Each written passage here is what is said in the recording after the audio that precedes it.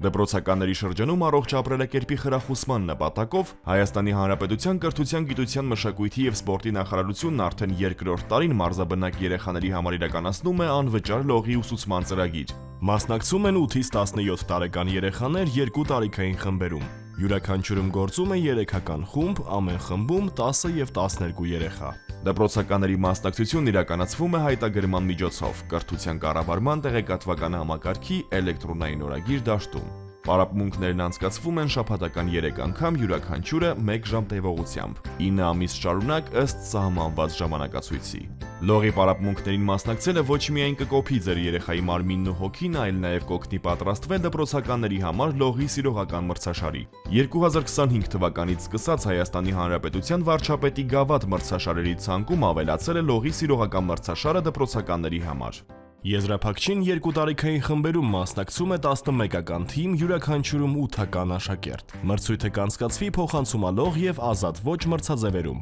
Սահմանված մրցանակային ֆոնդը կբաժանվի թիմի անդամների միջև։ Կպարգևատրվեն նաև նրանց մարզած ֆիզկուլտուրայի ուսուցիչները կամ մարզիչները։ Առողջ ապրելակերպը և ամուր մարմինն ու ոգին ձևավորվում են դպրոցական տարիքից։ Հայտագրեք ձեր երեխային լողի անվճար դասերի։ Կատարեք կարևոր ներդրում նրանց առողջ ապագայի մեջ։